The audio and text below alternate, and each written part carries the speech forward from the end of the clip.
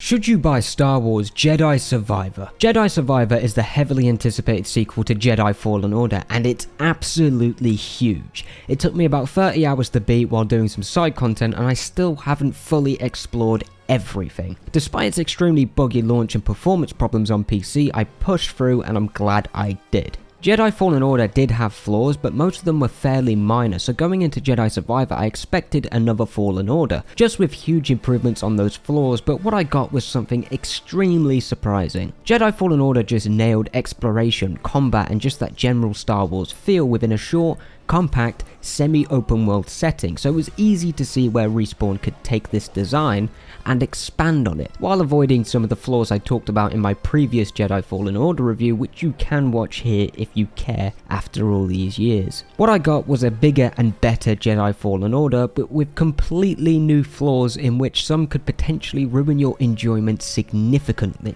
Jedi Survivor is much bigger than its predecessor, jam-packed with side quests, lore, mini-bosses, customization, enemy encounters, platforming, giant completely optional areas similar to God of War Ragnarok, a hub world to explore and learn more about characters, and a new companion system that takes a cool little role throughout this fairly lengthy story, which simultaneously disappoints and wows throughout this 20 to 30 hour game based on my experience. Respawn have clearly tried extremely hard to make Jedi Survivor bigger to expand its range to provide players with a sense of progression right from the get-go, but they also forgot to take those strides when it comes to the combat system. Respawn just didn't do enough with the combat system, and the additional stances they did add do very little to help solve that problem. The story they tell, however, is much grander in scope and stakes, while failing to deliver on its antagonist despite delivering some excellent character work for our main cast, specifically Cal Kestis. They take Cal down some dark plot points in the story, and I can't wait to talk more about it, but first,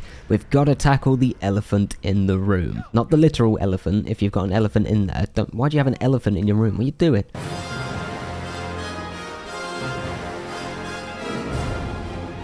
The performance of Jedi Survivor is just tragic. I knew going in that performance was rough, but I thought my RTX 3060 Ti and a 3600X should be able to handle it comfortably at 1440p at high settings, considering my specs are on par or just below the specs of a PS5. But my first impression absolutely destroyed me on the opening planet of Coruscant. We are looking at frame drops under 10 frames per second. That's an absolute joke, making Jedi Survivor unresponsive and just not fun to play. I'm not one of those guys where it has to be 60 FPS or I ain't playing kind of people. I just can't do that. It's unrealistic for many games these days. I mean, we all know that. I can handle 30 frames per second, but I'm playing Star Wars The Force Unleashed right now at a capped 30 FPS and I'm having a blast. So this doesn't bother me all that much. But Jedi Survivor at first sight is a disaster when it comes to optimization. Optimization is improved significantly once you reach Koba about 45 minutes in, at least that was for me. I was getting more than 60 frames per second, but frames were still dropping to the low 40s and sometimes 30s, though those moments were quite brief. It does surprise me that DLSS has to be added in by modders rather than the developers themselves, but either way that does not matter. DLSS is there to improve further on great optimization so you can reach those super high refresh rates many PC gamers have, like 180Hz to 360Hz, which is ridiculous, but hey,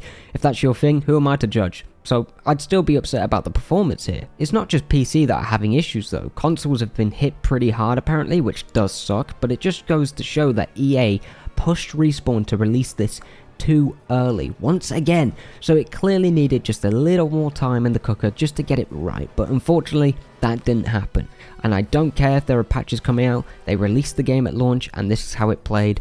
That's it. Patches should not be relied upon in order to have a good experience with your game. It's just the way it is. It was like that during the Xbox 360 days, it was like that during the PS2 days, the PS1 days, the Dreamcast days. It should be the same now, I don't care. You shouldn't have to update a game to be able to play it optimally. If you do want more detail on the performance, you can check out reviews like SkillUp where they go super in depth with different machines that I don't have access to, so check them out and come back if you really want to.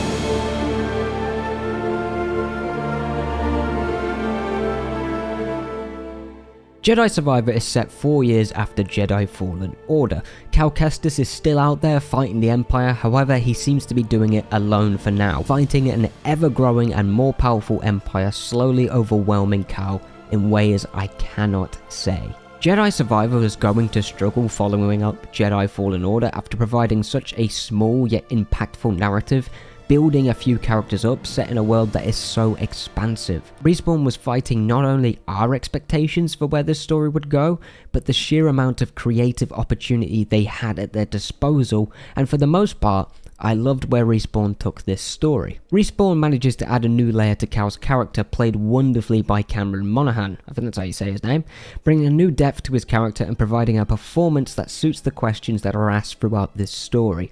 Questions like, what even is a Jedi? What does it mean?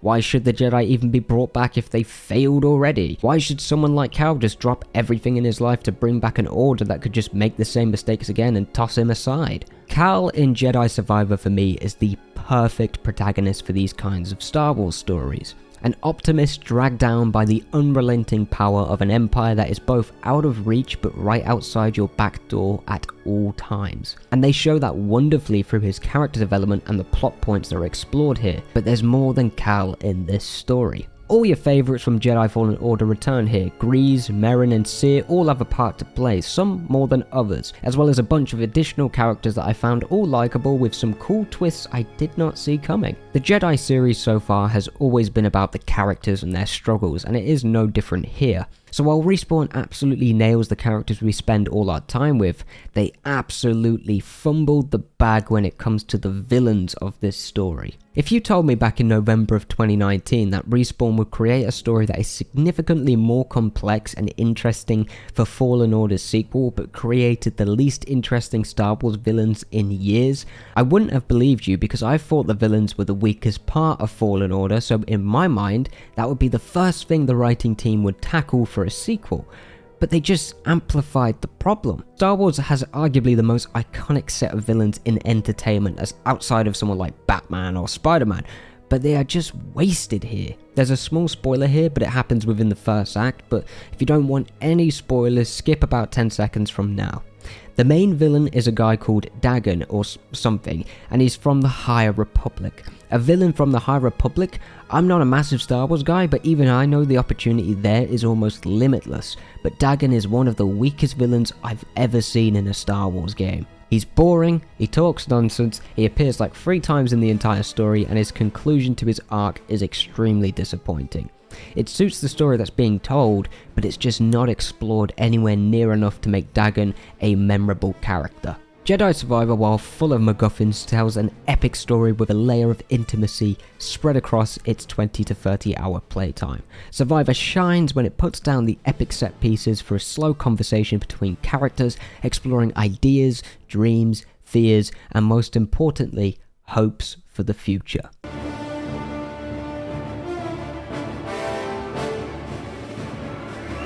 So, Jedi Survivor gives you access to around 4 or 5 planets, some of which are significantly bigger in scale compared to others. Koba is the first planet you land on after escaping Coruscant, and is easily the largest planet. It's about the size of the entirety of Jedi Fallen Order. I'm not kidding. This one planet acts as a hub area for most of the characters you meet and expands throughout the entire game, with new sections opening up as you gain new abilities like Force Dash and some other abilities I will not spoil. That hub world you can explore is basically just a Discord server where you can hang out. Speaking of which, my Discord server is in the description. You can come join us. What's the worst that could happen? Thank you if you join. We've got plenty going on. We've got plenty going on soon. I think this approach overall is a good thing, but it can be really overwhelming, especially if you play like me. When I explore somewhere new, I want to explore everything before I progress through the story, in case I get soft locked out of areas where an upgrade can be hiding, and while that doesn't happen, it can be incredibly annoying to backtrack and figure out where to go and how long it would take you to explore. Respawn failed to make it clear how expansive some of these areas can be. So, for example, I went into a tiny little area thinking it would take maybe 2 or 3 minutes to explore so I can just hop back over to the story,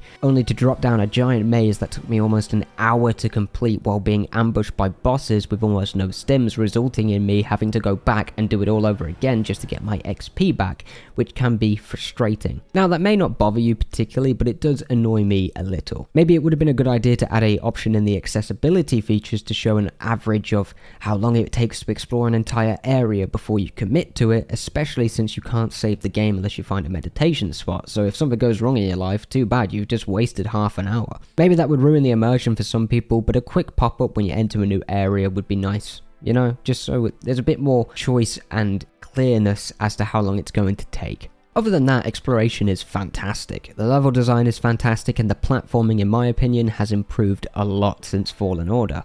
It never really gets boring to take on these little platforming challenges the game provides, and at times it can be more fun than the combat system, but too much of a good thing can be bad, and I do think that's the case here. I love the world design and how expansive it is, but the options you have to explore the world just isn't vast enough to justify creating worlds that are so huge. I can easily see people giving up exploring because of the time it takes to explore every nook and cranny, especially when you just want to carry on with the story. Sure, you can come back once you've beat the story, but by then you don't really have a reason to unlock more upgrades or stims, so you don't really have a reason to justify spending another 15 hours exploring a world that has nothing else in terms of story or progression. Now yes, you are encouraged to explore to unlock cosmetics like outfits, lightsaber parts and skill points, but it can get tiresome after a while since they have no stats or change the gameplay loop in any way whatsoever. But damn, it's undeniable that the customization for lightsabers is incredible. It's far better than Jedi Fallen Order, and you have way more options than before, and they don't limit your lightsaber colors to just, you know, green or blue this time. And they even went as far as creating different sounds for the different lightsaber colors, and they have such a clear difference in sound, it just sounds awesome. It's basic and simple, but I can see major Star Wars fans absolutely loving this and will never tire from it. I definitely think Respawn needs to expand further on your ability to traverse these sprawling environments if they plan to go even bigger in the inevitable third installment of this series. I enjoyed it a lot, but my enjoyment dwindled through Survivor's final hours.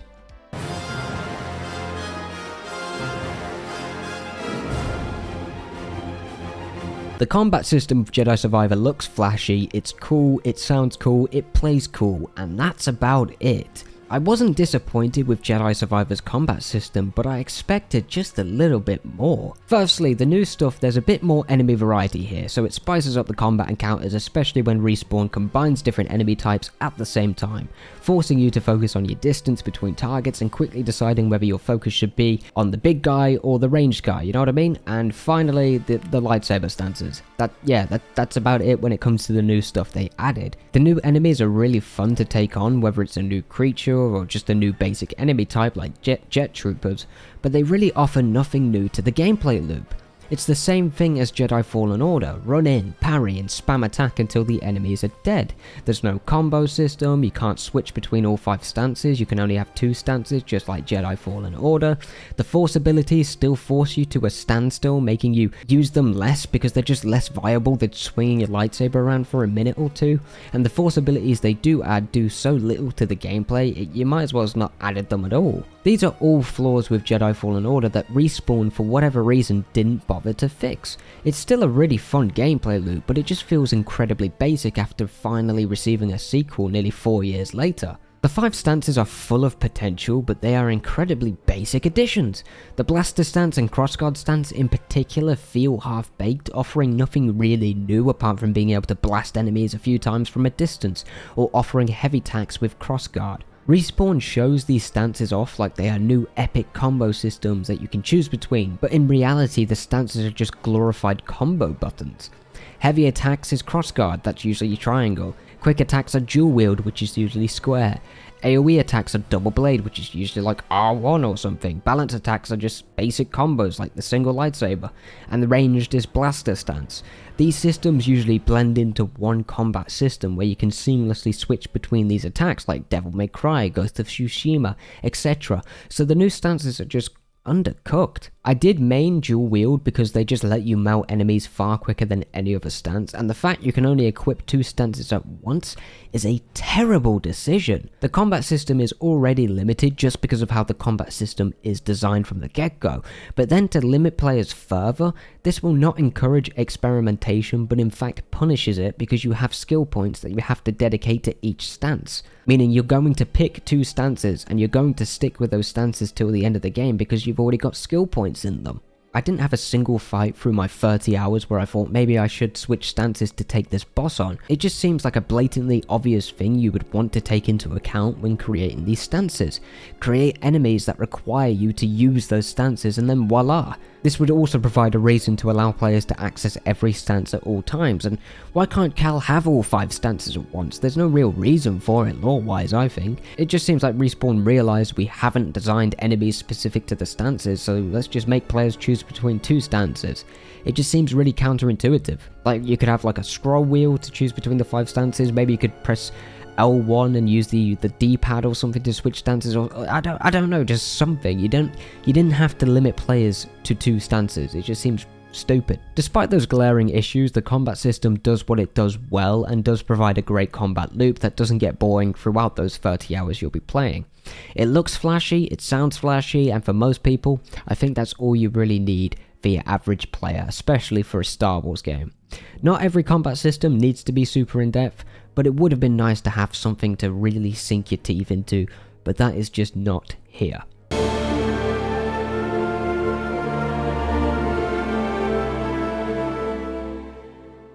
Jedi Survivor is a fantastic sequel, improving on various aspects while seemingly ignoring the flaws of its original, resulting in Respawn expanding on them as well. Respawn's storytelling continues to improve and shine, towering over the combat system that clearly needed a little more spice and finesse. The world and level design is leagues ahead of its predecessor Fallen Order, but collapses towards its final hours simply because it was far too expansive for the mechanics available to experiment with.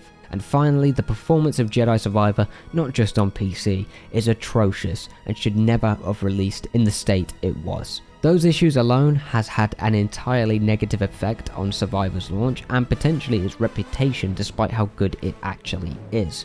I do think you should buy Jedi Survivor, but not yet. Wait a few months or maybe even a year for a proper sale and then pick it up. You won't regret it. If you enjoyed this video and got to the end, smash that like button to show some extra support and maybe even subscribe for more content just like this. Thank you all for watching, thank you to everyone that's subscribed over the years, and I hope you have a good rest of your day.